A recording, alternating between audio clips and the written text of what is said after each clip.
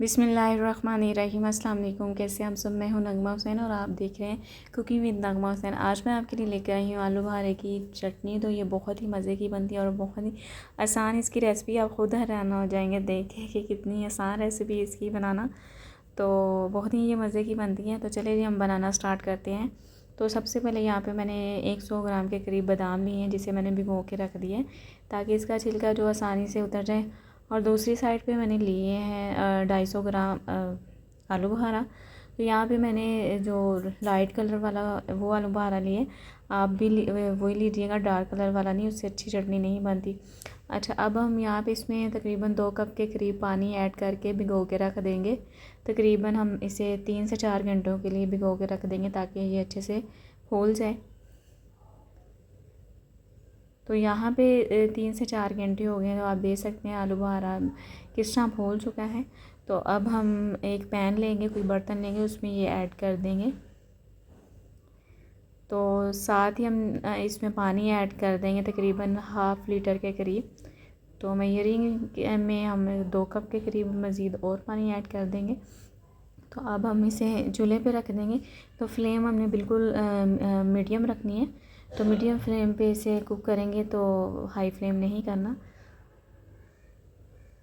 तो यहाँ पे हमने चम्मच नहीं, ये यहाँ पे देखिए बॉयल आना स्टार्ट हो गया हल्का हल्का।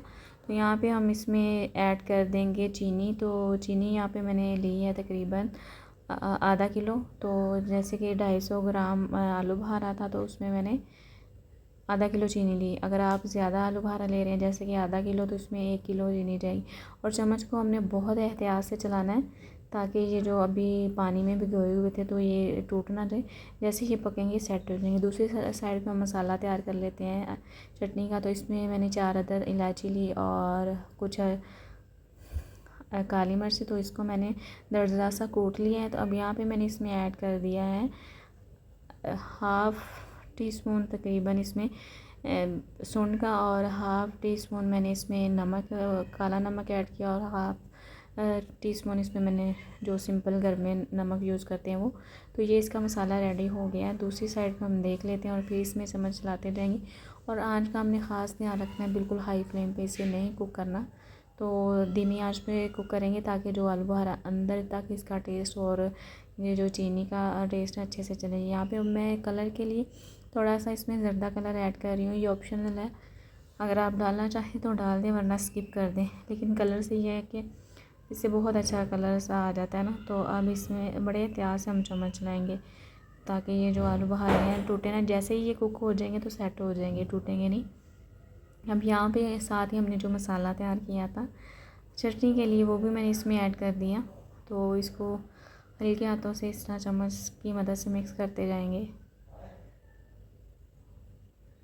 तो इसको हमने इतना थिक कर लेना है कि जैसे इसकी तार सी बन जाए। तो अभी ये मज़ीद ये कुक होगा। तो यहाँ पे देखिए इसमें बबल्स से बनना स्टार्ट हो गए हैं, ये पकना स्टार्ट हो गया है। तो अभी मज़ीद हमने इसको कुक करना है। तो यहाँ पे मैंने जो बादाम थे जिनका छिलका उतार लिया था वो भी मैंने इसमें ऐड कर दिया। तो मज़ीद इसको और कुक करेंगे ताकि ये जो चटनी और आलू बुखारा अंदर से सही हो जाए और थिक हो जाए। तो यहाँ पे देखिए इसमें बबल से बनना स्टार्ट हो गया, आप देख सकते हैं। तो आलू बुखारे की चटनी थिक हो रही है और गाढ़ी होना स्टार्ट हो गई है। तो मज़ीद थोड़ा सा हम और कुक कर लेंगे ताकि मज़ीद थोड़ी सी ये थिक हो जाए। तो यहाँ पे देखें इसके ऊपर कितने वो बबल्स से बनना स्टार्ट हो गए, इसका मतलब ये बिल्कुल रेडी है। तो जैसे ही ये ठंडी होगी तो मज़ीद और थिक हो जाएगी। तो इसको हम बस साइड पे रख देंगे ठंडा होने के लिए। तो यहाँ पे देखें ये फ़ाइनल लुक है। आप देख सकते हैं कितनी थिक बन के आलू बुखारे की चटनी तैयार हुई है। या आप किसी भी चाट पे भी इस्तेमाल कर सकते हैं, वैसे खा सकते हैं फ्रिज में रख के ठंडा करके। तो आप जब इसे फ्रिज में रखेंगे मज़ीद और ये थिक हो जाएगी। तो आज की रेसिपी उम्मीद करती हूँ आपको ज़रूर पसंद आई होगी। अपना बहुत सारा ख्याल रखिएगा, मुझे दुआओं में याद रखिएगा, और मेरे चैनल को सब्सक्राइब करना ना भूलिएगा, और बेल आइकन का बटन प्रेस करना ना भूला करें। तो मुझे इजाज़त दीजिए, अपना बहुत सारा ख्याल रखिएगा। अल्लाह हाफ़िज़।